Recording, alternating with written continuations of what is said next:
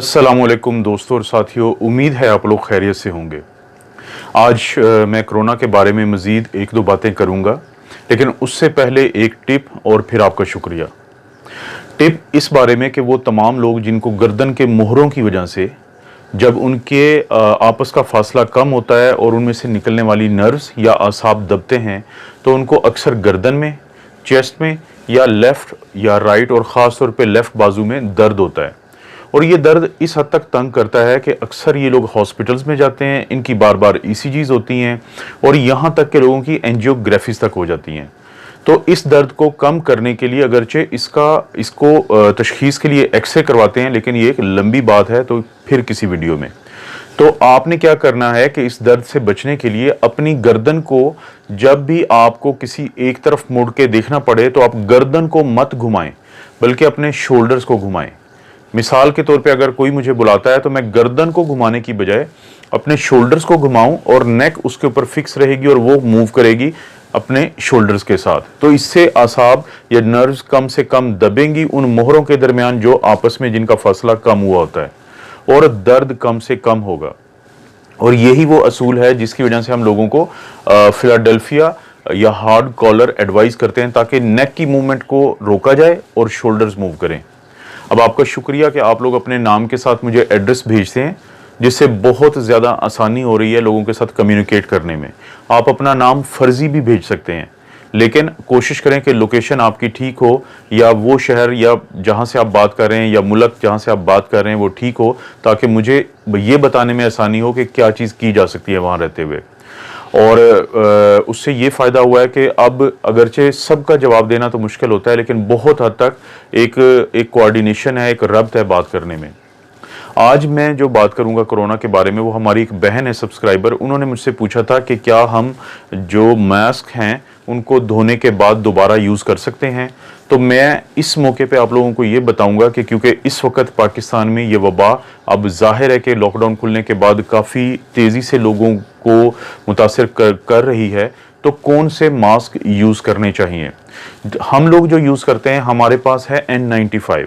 हम आमतौर पे आईसीयूज़ में पहले हम सर्जिकल मास्क पहनते हैं, उसके ऊपर हम N95 लगाते हैं, क्योंकि हमें एक ऐसी जगह पे काम करना पड़ता है जहाँ पे हर तरफ वायरसेस होते हैं।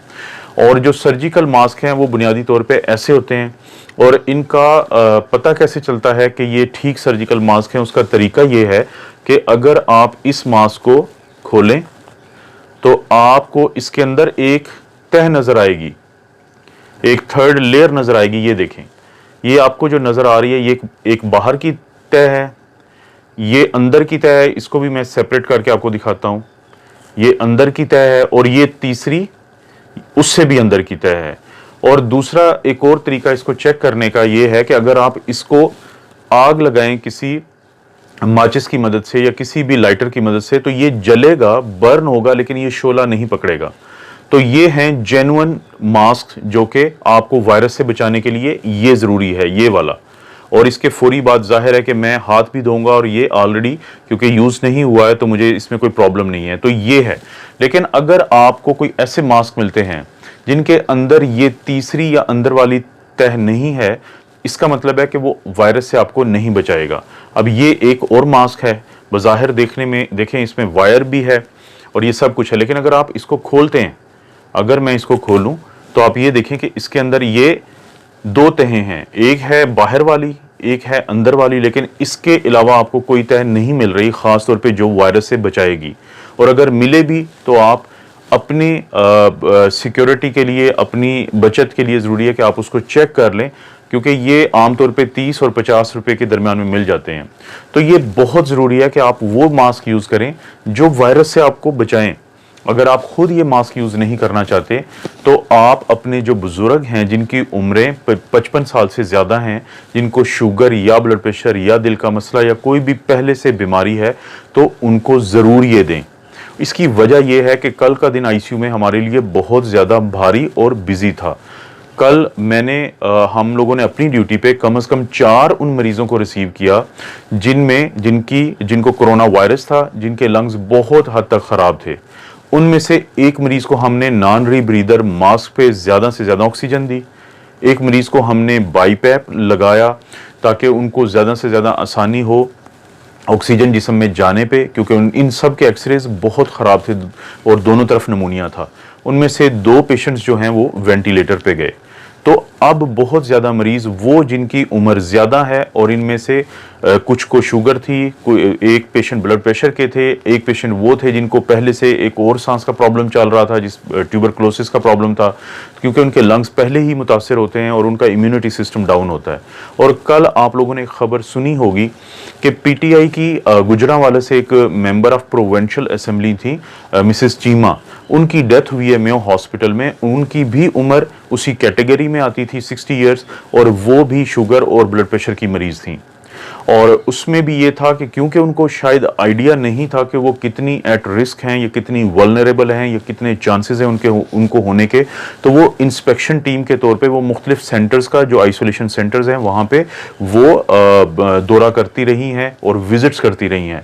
और बदकिस्मती से उनको वायरस हुआ, और जिसके बाद से उनकी जब हालत ख़राब हुई, जब उनको हॉस्पिटल लेके गए और उनको वेंटिलेटर पे शिफ्ट किया गया, तो वो नहीं बच सकी। तो आप अपने घर में जो जितने भी बुजुर्ग हैं उनको ये मास्क ज़रूर दें। आप जो जवान लोग हैं उनको अगरचे इस वायरस से ज़्यादा नुकसान होने का डर बिल्कुल नहीं है, क्योंकि अभी तक जो आईसीयूज़ हैं उसमें एक भी ऐसा मरीज़ नहीं आया जिसकी उम्र 40 से कम हो या 50 से कम हो। तो आप अपने बुज़ुर्गों का बहुत ज़्यादा ख्याल रखें। रमज़ान का महीना है और अभी आप नेकियां कमाना चाहते हैं, तो अगर आप बाहर घूमते हुए आपको मार्केट में कहीं पे लगता है कि कोई ऐसे बुजुर्ग हैं जो गरीब हैं, तो आप उनको मास्क दें, उनको थोड़ा सा एजुकेट करें कि जब भी वो किसी रश में जाएं तो वो ये मास्क पहने जो सर्जिकल हो, या वो मास्क हो जिसकी मैं बात कर रहा हूं जो वायरसेस के खिलाफ हैं। अब जो जवान बच्चे हैं शायद वो एक आम मास्क भी पहने तो गुजारा हो जाए, लेकिन आप अपने बुजुर्गों को इस वबा से बचाने के लिए ये बहुत ज़रूरी है कि आप उनको वो मास्क दें जो उनके लिए कारआमद है। और अपना और अपनी फैमिली का ख्याल रखें। अल्लाह ताला आपको और आपकी फैमिली को हर किस्म की बुराई और बीमारी से महफूज रखे।